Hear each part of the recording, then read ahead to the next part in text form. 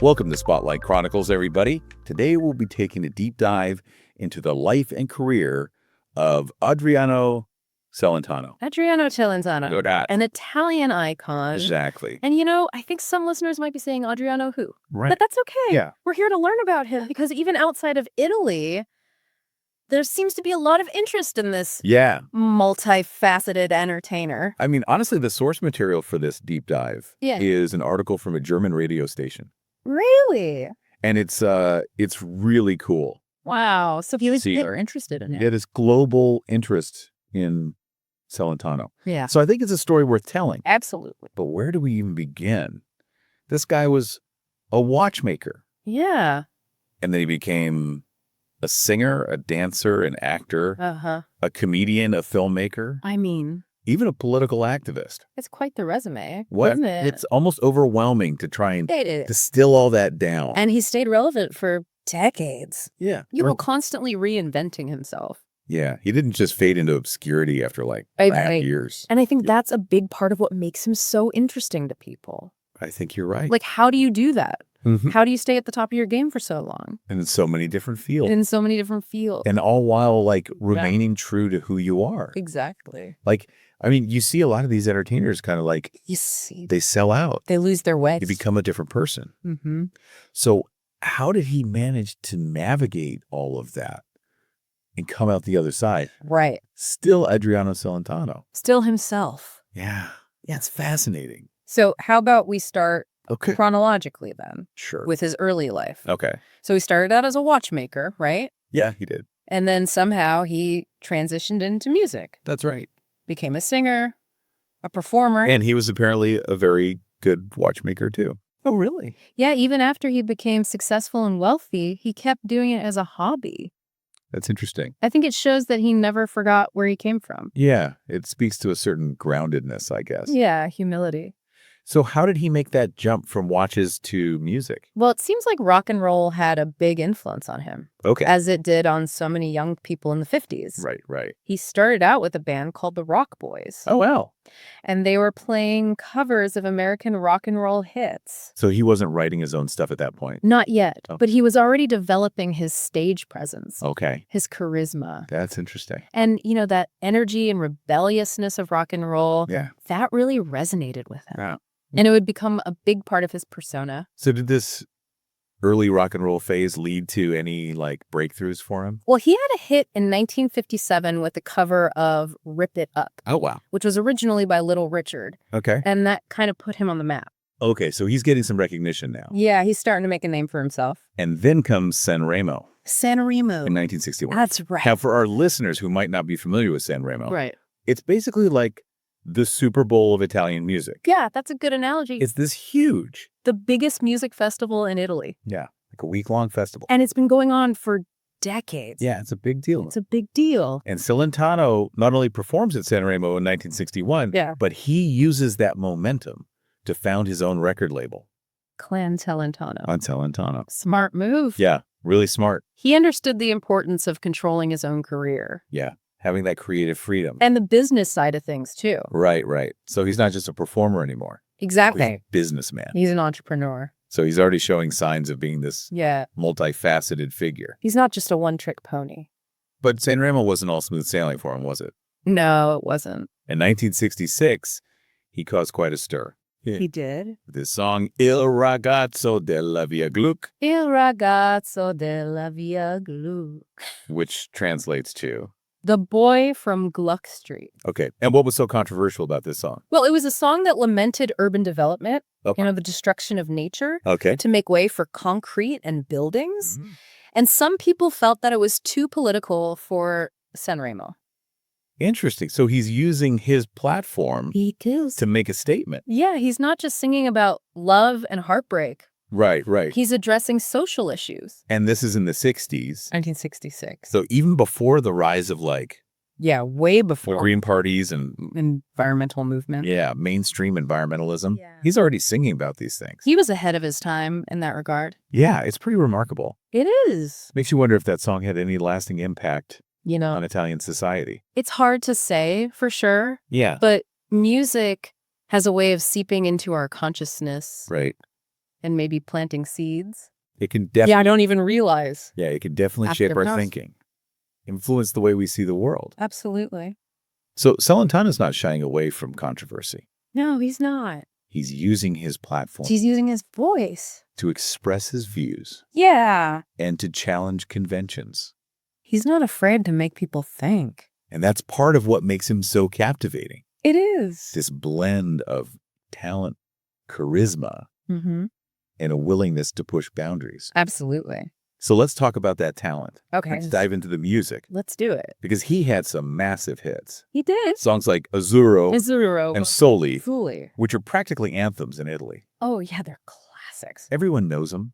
Everyone knows them. They're like ingrained in the culture. Azzurro, especially. Tell me about Azzurro. Well, it's a beautiful song. Right. Full of nostalgia and this longing for simpler times. Yeah. It captures a certain Italian spirit, I think. Yeah. Yeah, like a bittersweetness. Exactly. Like a yearning for something. Yeah, yearning for something that's lost. Lost, but not forgotten. Right. And then you have Prison Calling and Sinensi Soul. Prison Calling and then it's an NCO. It's completely bonkers. It's amazing. Gibberish song that sounds like English. But it's not. But it's not English at all. It's just nonsense syllables. It's just nonsense. But it's so catchy. And it became a global hit. It did. How is that even possible? I think it's a testament to his personality. Yeah. And his stage presence. It's like he could make anything entertaining. Yeah. He had this ability to connect with people. Regardless of language. On a purely visceral level. Even if they didn't understand a word he was saying. Exactly. And what's even funnier is that he used this gibberish song. He did. Later to comment on the rise of rap music. Oh, yeah. He said rappers were doing what he had already done years earlier.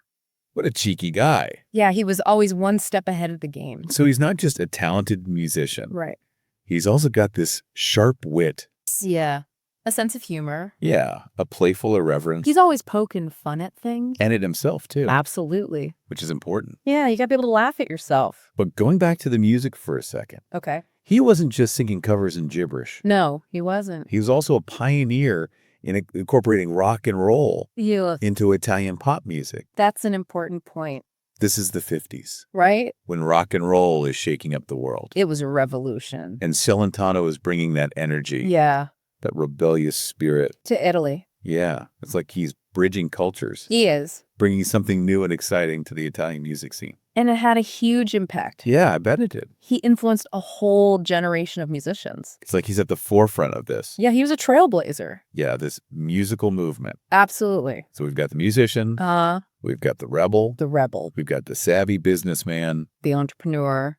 Where does the acting career fit into all this? Well, his musical fame definitely opened doors for him. Okay. Italian cinema in the 60s and 70s was booming. Right. And Celentano had this undeniable star power. Yeah, he had that charisma. That swagger. That twinkle in his eye. That mischievous glint. Yeah, he was made for the big screen. He was born to be a star. And the timing was perfect. Yeah. It's like everything aligned for him. It did. But did he play it safe? That's the question, isn't it? Did he stick to lighthearted roles? Or did he bring that same provocative spirit that we see in his music to the world of cinema? That's a great question. It is. Let's find out. Let's dive into those film roles. And see just how far he pushed the boundaries of Italian cinema. Onward. Onward. Well, it looks like he did a bit of everything. Oh, really? Yeah, comedies, dramas. Oh, wow. Even some stuff that was kind of out there. Interesting. So he didn't just stick to one genre? No, not at all. Okay, so give me an example then. Okay, how about Bingo Bongo? Bingo Bongo. Okay. This one is a comedy. Okay. And it's pretty wacky. Wacky how? Well, he plays this guy who was raised in the jungle. Oh, wow. Like Tarzan. Exactly like Tarzan, but then he's brought to Milan. To Milan? Yeah. Oh, that's hilarious. It's pretty funny. So like fish out of water kind of thing. Exactly. Okay, so that's one end of the spectrum. Right. What about something more serious then? Okay, well, how about Yuppie Doo? Yuppie Doo. Okay. This one's a satire. A satire. Yeah, but it's a lot darker. Darker. Yeah, it deals with some pretty heavy themes. Like what? Like social alienation and consumerism. Oh, wow. So it's a commentary on on modern Italian society. Okay. Interesting. Yeah. So he's not afraid to tackle these. No, he's not. Kind of big issues. He's using his films to make a statement. Yeah. Just like he did with his music. Exactly. He's not just trying to entertain. Right. He's trying to make people think. He wants to provoke a reaction. And he definitely did that with The Sin. Oh, yeah, The Sin. That was a controversial one. Yeah. What was that one about? Well, he plays a communist. Okay. Who's being cared for by a nun. A nun? Yeah. Okay. And she ends up falling for him. Oh, wow. So talk about a scandal. Religion, politics. And forbidden romance. All in one film. All in one film. It's like he's throwing everything at the wall and seeing what sticks. Well, he's definitely not playing it safe. No, he's not. He's pushing boundaries. And I bet the Catholic Church was not happy about this. I'm sure they weren't. But it's fascinating how he manages to weave these kind of explosive themes right into a compelling narrative. Yeah, it's a well-made film. Okay, so we've got wacky comedies, we've got dark satires. We've got controversial romances. What else? How about a World War II drama?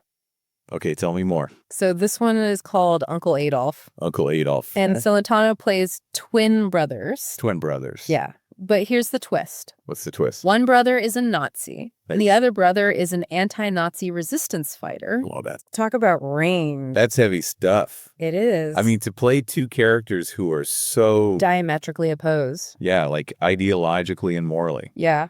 It's a challenging role. And he pulls it off. He does. Wow, that's impressive. It really is. It makes you wonder if those roles reflected any of his own. Like his personal beliefs? Yeah, like was he grappling with his own these kinds of issues in his own life? It's possible. I mean, we know he was a devout Catholic. He was. But he also wasn't afraid to challenge the church. Right. Or explore these controversial topics. So maybe those roles were a way for him to work through. Yeah, to work through some of those. Those internal conflicts. Exactly. That's interesting. And, his political views were also evolving at this time. Right. Early on, he made some statements that they were pretty that could be interpreted as homophobic. Yeah. But later in life, he seemed to move away from those stances.